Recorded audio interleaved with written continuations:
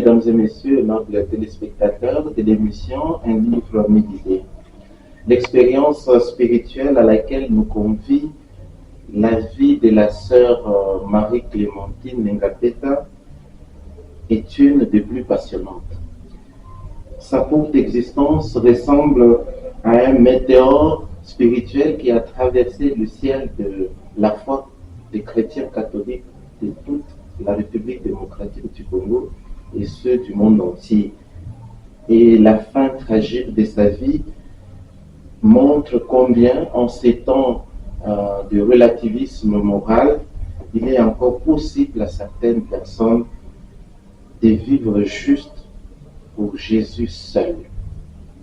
Et l'année pastorale 2023-2024, la Synco l'avait dédiée au martyr d'Anorite, qui a été clôturé le 1er décembre dernier. Aujourd'hui, nous allons jeter un regard sur cette martyr d'une portée ou d'une fermeté spirituelle exceptionnelle qui inspire tant de religieuses, tant de chrétiens par rapport à la parole donnée, au respect des engagements baptismaux et aussi en tant qu'humain au respect de sa parole donnée. Nous allons réfléchir autour du livre écrit par la sœur Lina Foranato intitulé Dieu seul, Anorite, Vierge et martyr congolaise. Ce livre publié aux éditions Pauline depuis 2013 par la sœur Lina. Elle est membre de la congrégation des filles de Saint-Paul. Elle a travaillé pendant longtemps au bureau de la rédaction Centre catéchétique paulinien et a participé à plusieurs missions bibliques en Italie et en Suisse. Alors, pour décrypter les contenus de cet ouvrage, nous avons recouru à la sœur qui porte heureusement son nom, son prénom, sœur Marie-Alphonsine Parimba, disciple du divin maître.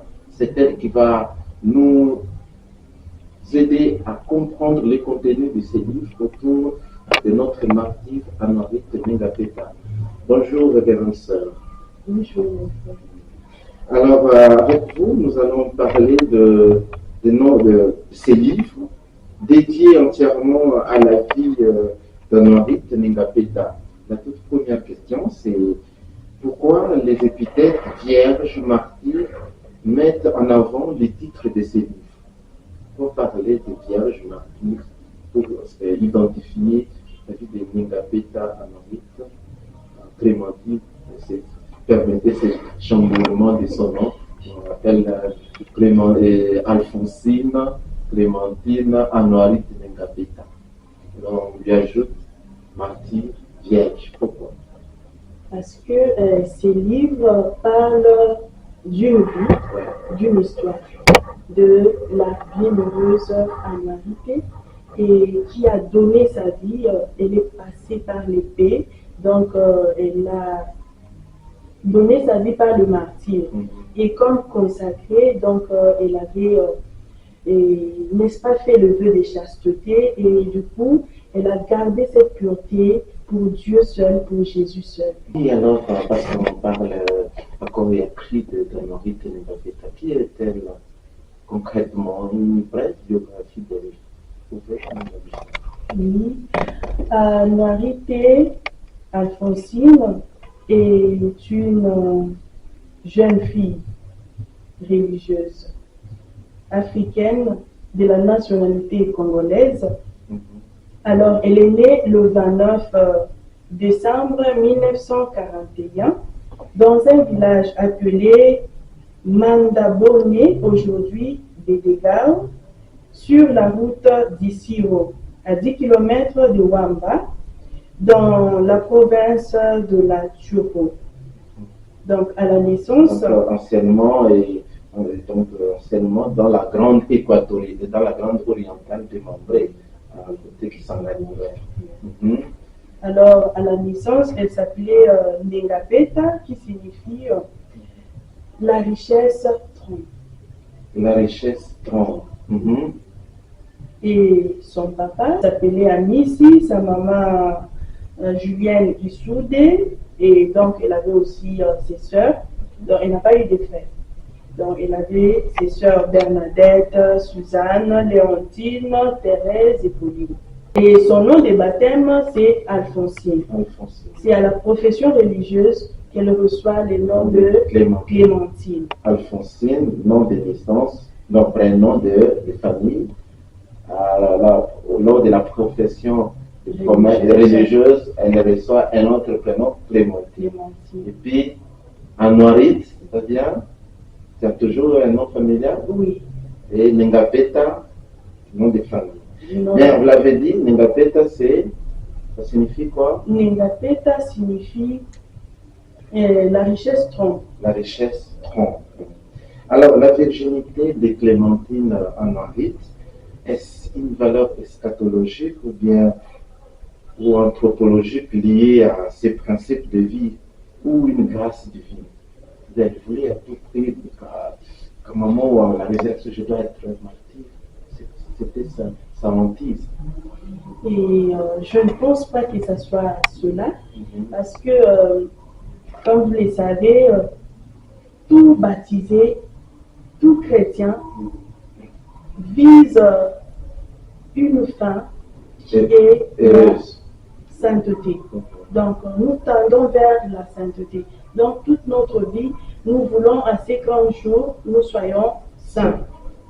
Et du coup, elle, par sa consécration religieuse, elle a vécu comme il faut sa vie et elle ne voulait pas finir par le martyr. Mais c'est un peu comme une grâce qui est passée par là et voilà, elle se retrouve martyr. Mais c'est, on peut dire, c'est l'amour de Dieu qui était en elle, c'est cet amour de Dieu qui l'a gardé jusqu'à dire non aux propositions de la chair. Et voilà, et à cause de ce refus, n'est-ce pas, elle a été tuée, assassinée. Donc elle est passée par C'était un nom salvateur pour lui. Un nom catégorique face aux sollicitations plus scrupuleuses. Effectivement. Et elle a dit non, parce que pour elle, c'est Jésus seul qui comptait. Donc lui, Dieu seul suffit. Dieu seul suffit. Alors, cette question, on peut ajouter la question. Qu'a-t-elle suivi concrètement au couvent? Quand vous avez essayé de lire ces livres, l'histoire est là, qu'elle a suivi quoi? Jésus seulement, et puis. Et c'est tout. Quand elle est entrée au couvent, elle disait qu'elle allait au couvent pour Jésus seul. Mais comme vous le savez, quand on entre au couvent, on vit avec les autres. Et quand on est avec les autres, on essaie de faire ce qu'on doit avec la grâce de Dieu. Donc, on aime Jésus, mais c'est Jésus qui porte, n'est-ce pas, le masque de l'homme. Et donc, Jésus qui est dans le prochain, et elle, en entrant au couvent, elle entre pour aimer Dieu, aimer Jésus, et aussi aimer les autres. Du coup, elle cherchait à tout prix à donner de la joie là où elle est, là où elle vivait. Contaminer cette joie aux autres. Alors, la vie d'Anorite, on peut dire sa mort, est assimilée à cette fameuse petite vierge phosphorescente. De quoi s'agit-il concrètement? On parle de la vierge phosphorescente quand il s'agit de parler d'Anorite. C'est une petite question. À propos de cette vierge phosphorescente, il est question de sa dévotion, de son attachement à la Vierge Marie. Donc, la bienheureuse aimait beaucoup la Vierge Marie, la mère de son Sauveur, et elle s'est dédiée beaucoup à elle s'est confiée à la Vierge Marie. Et elle connaissait une certaine sœur qui s'appelle Sylvana, une Combonienne, et qui lui avait offert une statuette de la Vierge Marie en phosphorescent. Et quand elle a reçu cette statuette-là, elle était émerveillée, époustouflante. Du coup, elle a gardé un silence. Donc, elle contemplait cette statuette-là qu'elle a trouvée comme un cadeau si précieux. Et du coup, après un temps de silence, de méditation, je ne sais pas, elle s'écria, oh, la Vierge Marie toute pure. Donc là, du coup, on comprend qu'elle aussi, elle cherchait à imiter cette pureté de la Vierge Marie. La pureté mariale. Et voilà. Donc, et c'est comme ça, quand elle a reçu ce cadeau-là, elle a remercié beaucoup la sœur et elle a décidé, elle a dit qu'elle devait garder soigneusement cette petite statuette avec elle. Et puis elle avait dit qu'elle devait garder ça partout où elle allait. Et c'est ce qu'elle avait fait. Et quand elle a été assassinée, quand elle était décédée, donc pour reconnaître, pour identifier son corps, on a retrouvé cette statuette-là dans sa poche. Ça veut dire que c'était une manière pour elle de rester attachée à la Vierge Marie qu'elle aimait tant. Fidèle à sa dévotion mariale. L'histoire raconte qu'elle aimait plaire aux autres. Au couvent, est-il possible de plaire à tout le monde? Plaire à tout le monde. C'est pas Bon, facile. en fait, D'abord, déjà dans la société, c'est pas facile. Oui, c'est pas Même facile. Jésus n'y est pas arrivé, mais on dit qu'elle cherchait à tout prix à plaire aux autres. Oui, et c'était ça son slogan, et sa devise, je peux dire, parce que pour elle, c'est aimer et servir. Vivre sans problème. Ça ne veut pas dire vivre sans problème. Oui. Et au moment où elle s'est trouvée quand elle s'est trouvée en difficulté relationnelle, elle savait, elle réagissait comme étant une personne humaine. Mais après, elle savait demander pardon. C'est ça ce qui compte. Donc, on peut se brouiller, on peut se dire des choses, mais après, revenir pour s'excuser, demander pardon, c'est beaucoup.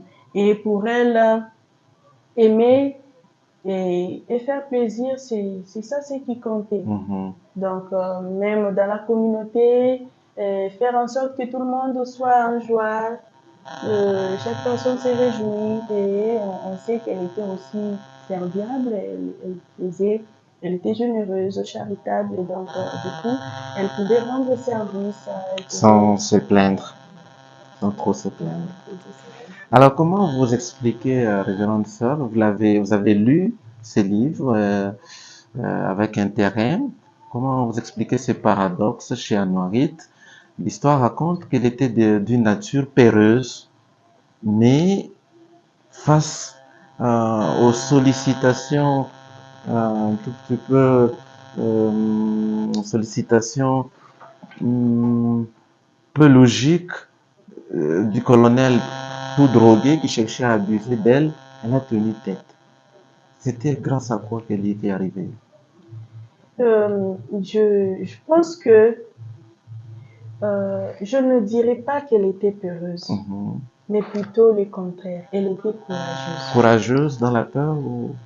Mais on peut être aussi dans la peur. Face à une menace mortelle, tout le Oui, monde peut trembler comme une feuille morte. Mais ça arrive qu'on a la grâce, on reçoit une grâce aussi extraordinaire du Seigneur et on réagit.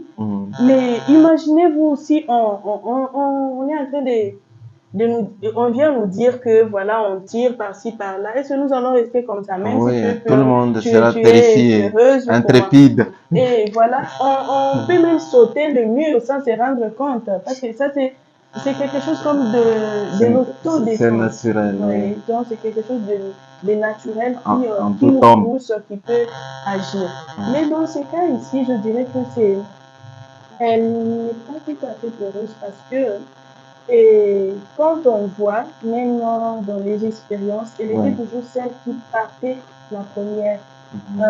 On raconte que une fois, il y avait un jeune Parce que vous le savez, en ce moment, après l'indépendance, il y avait ces troubles-là.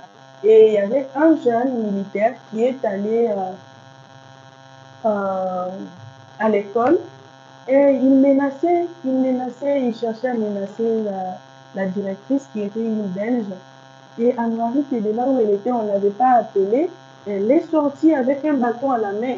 Et elle a grondé le monsieur et le jeune homme est parti. Parce que ça, c'est le courage. Quelqu'un avec l'arme et toi avec un bâton, qu'est-ce que ça fait? Mais c'est pour dire qu'elle était déjà courageuse et du fait que elle arrivait même à prendre des risques pour le bien des autres.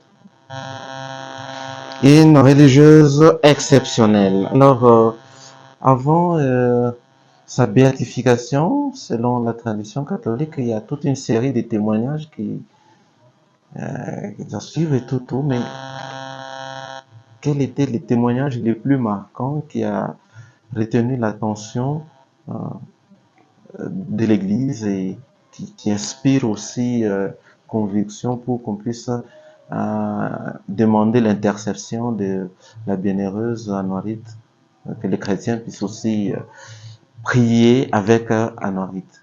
C'est quoi qui était comme témoignage le plus convaincant? Ok, donc les témoignages le plus convaincant est d'abord le martyre même de la bienheureuse Anouarité. Parce que c'est déjà un grand témoignage du fait qu'elle a accepté de donner sa vie pour le Seigneur. Parce que pour elle, comme vous le savez, Jésus seul compte. Jésus seul suffit. Et du coup, elle a accepté de verser son sang pour le Christ. Donc les témoignages du martyr comptent déjà beaucoup. Et comme vous le savez, dans la vie consacrée, nous professons les vœux de chasteté, de pauvreté, d'obéissance. Et pour elle, ici, vous voyez déjà, elle a obéi à Dieu au lieu d'obéir aux hommes et elle a gardé sa virginité, sa pureté, sa chasteté pour la cause du Seigneur. Donc, c'est déjà un grand témoignage. Alors, une question et peut-être pour paraphraser toujours sa béatification, qu'est-ce qui traîne pour qu'elle soit canonisée? Autant d'années passent sans qu'elle ne soit sainte? Parce que son témoignage est aussi plus frappant que tout. L'Église du Congo n'a pas encore payé ce qu'il faut. Qu'est-ce qu'on attend? Bon, je sais que ça c'est du domaine peut-être de... Oui, je pense que Oui. c'est mieux. Ça ne relève pas de votre domaine. Là, c'est la curie romaine qui doit trancher. Le dicaster. Oui, on peut dire comme ça, mais en charge des questions ce théologiques. qui est sûr, nous croyons déjà que elle est sainte, parce que on a beaucoup de témoignages et puis il y a aussi beaucoup de miracles qui s'opèrent à travers son intercession. Donc il n'y a pas à douter. Il n'y a pas à douter. Nous croyons déjà qu'elle est sainte. Elle est sainte. Donc. Merci. Alors, l'avant-dernière question, révérende sœur Alphonsine.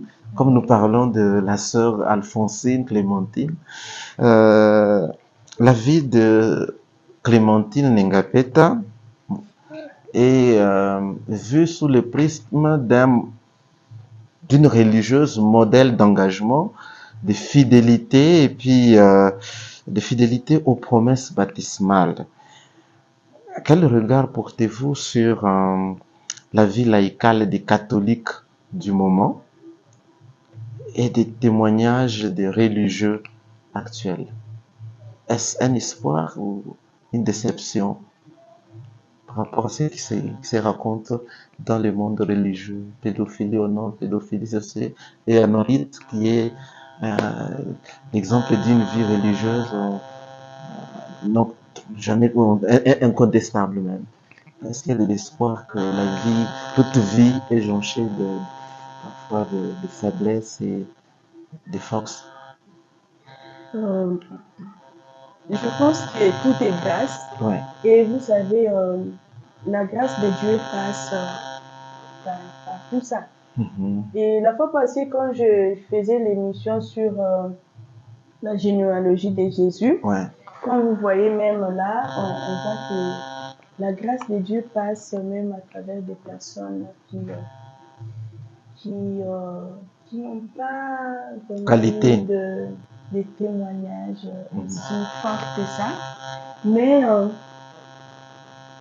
dans tout ça, moi, ce que je retiens à travers la vie de la bienheureuse Anouarité est juste une invitation que sa vie nous lance. Parce que nous sommes vraiment invités à la prise de conscience, nous chrétiens, religieux, religieuses. Et aussi, nous sommes appelés à être fidèles. Être fidèles comme la bienheureuse Anouarité l'a été. Être fidèle à nos engagements et être fidèle à la parole donnée, être fidèle à ce que nous sommes, témoigner vraiment du Seigneur en toute sincérité, en toute vérité et être vraiment à la hauteur de l'amour que le Seigneur nous aime. Essayons, avec la grâce de Dieu, d'être à la hauteur de cet amour. Et même dans la société, savoir être des personnes, par exemple, des personnes vraies. Ne serait-ce que dire la vérité. Ne pas mentir au peuple, ne pas faire semblant, mener une double vie, ne pas tuer. Et c'est quoi qui nous empêche d'être vrai? Parce que vous dites qu'il faut être vrai comme à l'instar d'un autre. C'est quoi qui nous empêche d'être vrai? Amener une vie double, ça c'est à tous les niveaux. Et dans tous les domaines de la vie. L'égoïsme est là. Parce que quelquefois, on est plein de nous-mêmes, on veut seulement s'accaparer de tout pour nous, et on ne pense pas aux autres. Et quand on veut dire qu'on pense aux autres, c'est juste pour flatter. C'est pas de la réalité. Alors, d'accord, ma soeur, je m'attarde toujours sur cette même question de fidélité aux engagements baptismaux. Alors, selon l'histoire, c'était plus de 34 religieuses qui étaient embarquées par les Simba vers Wamba et autres villages de l'entour. Mais seulement les noms d'Anouarites qui émergent et tout. Comment vous expliquez? C'est que les autres n'ont pas été visités par la grâce de Dieu. Mais vous savez, Jésus a dit que deux femmes seront en train d'épiler, on enlèvera une et l'autre l'autre. Donc je pense que c'est la grâce, c'est une grâce comme ça. Et le Seigneur l'a trouvé. C'est comme Israël, une petite nation à laquelle Dieu s'identifie parmi les puissantes nations de l'époque. Donc la grâce n'a pas de frontières. Le Seigneur choisit qui il veut, quand il veut, où il veut, quand il veut ou comment. Merci ma soeur, que vous inspire cette histoire d'Anorite pour clore notre émission. C'était Anorite Nengapeta, Clémentine, Alphonsine, un long nom, un nom très kilométrique. Alors, ça vous inspire quoi, socialement et humainement? Moi, personnellement? Vous, personnellement, quand vous lisez, c'est un livre écrit avec un accent et très hautement religieux. Et vous, quand vous lisez ce témoignage d'Anorite, ça vous inspire quoi, concrètement? Mais c'est toujours... sa vie est d'actualité parce que elle a vécu comme nous et nous aussi. Moi particulièrement, le Seigneur m'a appelé aussi à cette vie et ce qui compte, c'est cet amour que je dois toujours, cette amitié, cette intimité que je dois cultiver avec le Seigneur. Et du coup, comme elle avait ses faiblesses, elle avait ses forces. Moi aussi, j'ai mes faiblesses, j'ai mes forces. Et donc, la grâce de Dieu doit toujours dépasser la faiblesse humaine. Et donc, avec cette grâce même, grâce du Seigneur que je dois faire un petit pas chaque jour dans mon cheminement vocationnel pour, n'est-ce pas, Pour tendre pour vers tendre vers la sainteté, la la perfection. perfection, comme Oui, c'est un long cheminement. Alors, peut-être un dernier mot, un mot à nos téléspectateurs qui ont suivi votre brillante intervention sur les témoignages des vies des d'Anorit, Alphonsine, Clémentine, Nengapeta, parce qu'il y a un haut cadre du pays qui a même demandé un miracle pour que la guerre cesse dans l'est du pays. Est-ce que c'est une remise en cause de sa sainteté ou c'était encore une... Comment vous concevez ça? Un petit mot juste par rapport à sa vie. Un dernier mot sur Anorit. Qu'est-ce que vous invitez, à quoi est-ce que vous invitez nos téléspectateurs toutes les fois qu'ils entendent parler d'Anorit dans leur parcours ou dans leur cheminement chrétien? et merci Mhm. pour ce temps que nous avons passé ensemble. Et Mhm. pour moi, je peux dire que nous sommes tous invités Mhm. à imiter les vertus qui émanent de la vie de la bienheureuse Marie-Clémentine Anoirité. Et elle a été une femme courageuse.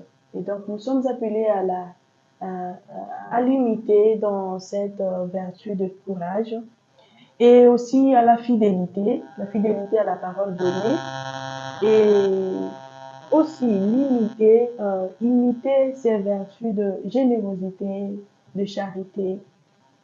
Et, euh, et je me dis que lorsque on parle d'une sainte, D'un martyr ou c'est d'une d'un martyre. martyr. Oui, Donc, c'est, c'est vraiment une une interpellation. interpellation, une invitation. Ouais, Donc, urgente même. que cette vie de cette personne nous communique ou nous appelle. Mhm. Donc, pour moi, je me dis que nous sommes tous appelés à imiter la vie de la bienheureuse Anoirité Mhm. et surtout, de ne plus vouloir que le sang coule dans notre pays. Donc, parce que elle est passée par l'épée, le sang ont coulé et nous ne devons pas vouloir que demain encore, que cela se répète. Et ça fait trop mal quand nous écoutons ce qui se passe encore aujourd'hui dans l'est de notre pays. Alors que ça devait nous appeler beaucoup plus à la paix, à Mhm. la À justice, à l'unité. la solidarité, à l'unité. Mais ça continue, ça fait trop mal, ça fait très mal, disons. Et donc, c'est un appel aussi